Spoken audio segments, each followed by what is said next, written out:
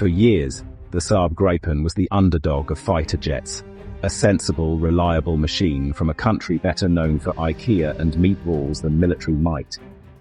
It was smaller, lighter, and had just one engine, making it easy to dismiss next to the muscle-bound F-15s and F-16s. NATO pilots saw it as a budget option, a regional defender, not a serious contender. The Gripen's design was practical, built for conscripts, able to launch from highways, and easy to fix with basic tools.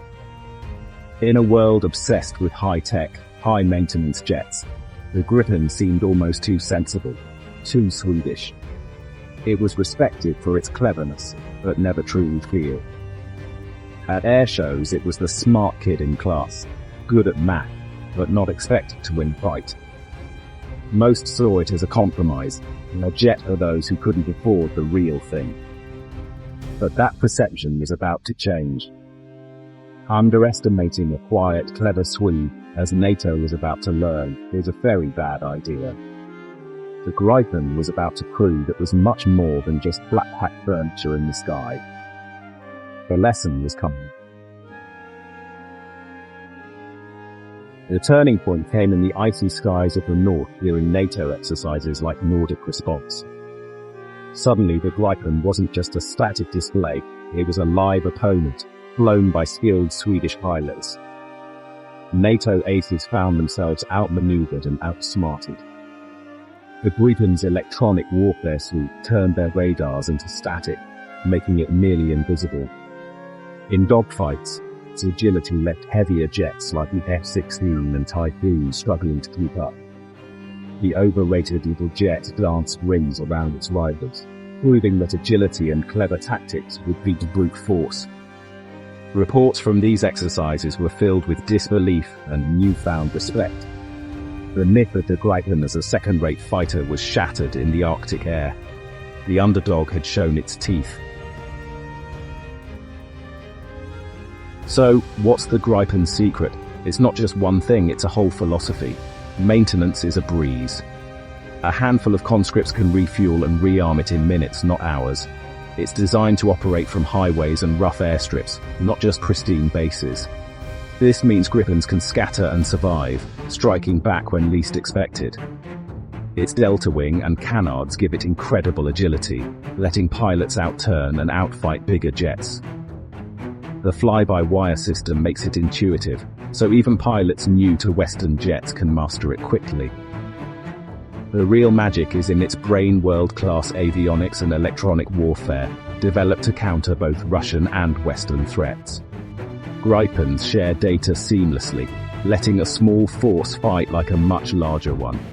It's rugged, agile, and smart, a jet designed for real-world war, not just air shows. That's why it punches above its weight. Ukraine's path to the Gripen was anything but straightforward. The F-16 was the initial favorite, plentiful, proven, and supported by NATO. But as F-16s arrived, Ukraine realized their need for long, vulnerable runways was a liability under constant missile threat. The Gripen's ability to operate from highways and rough fields became a game-changer. Ukrainian pilots, after trials in Sweden, saw how user-friendly and flexible the Gripen was. The plan shifted. Use F-16s for long-range strikes, Gripens for nimble, dispersed defense. By late 2025, Ukraine confirmed it would get Gripens, a strategic move shaped by battlefield realities. It wasn't about replacing the F-16, but creating a powerful 1-2 punch. Sweden's NATO membership cleared the final hurdle. Ukraine was betting on Swedish ingenuity to fill the gaps. If you could design a jet for Ukraine's war, it would look a lot like the Gripen. Its ability to operate from dispersed, rough locations is a lifeline, turning highways into runways and making jets hard to target. The Gripen is cheap to run, letting Ukraine fly more missions and train more pilots. Maintenance is simple, no need for overseas depots or huge crews. Damaged jets can be fixed quickly, close to the front. New pilots can be trained in months, not years. It's high-tech where it counts, but rugged like a Kalashnikov. The Gripen complements the F-16, covering its weaknesses and giving Ukraine flexibility. In a war of survival, it's not just a good fit, it's the perfect one. The right tool for the job. While Ukraine embraced the Gripen, NATO faced a dilemma with the F-35.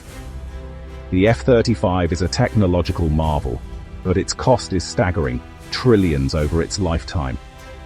Many allies began to question the wisdom of relying so heavily on one expensive American-made jet. Rumors of a US kill switch in the F-35 software fueled fears of political vulnerability. Suddenly, the Gripen's independence and affordability looked genius. Countries like Portugal, Canada, and Germany started reconsidering their options. The Gripen offered speed, range, and a world-class electronic warfare suite without the political strings. It wasn't stealthy, but it could blind and confuse the enemy. Most importantly, it gave nations control, maintain, upgrade, and fly it on their own terms.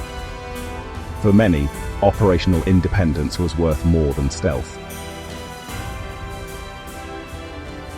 The Gripen's vindication came not just in exercises, but in real-world missions. In September 2025, Hungarian Gripens scrambled to intercept Russian jets over the Baltic, responding in minutes, diffusing the threat without drama. The once dismissed budget jet had become the smart choice. It outmaneuvered rivals, was cheap to run, and proved utterly reliable.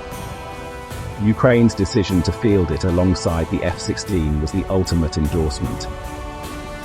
With Sweden in NATO, the Gripen is now central to Europe's defense. As budgets tighten and threats evolve, its philosophy, enough is best, is catching on. The Gripen isn't the biggest or flashiest, but it's the smartest. In today's world, that's the most powerful weapon of all. The Swedish jet has earned its place at the top table, and it deserves a round of applause.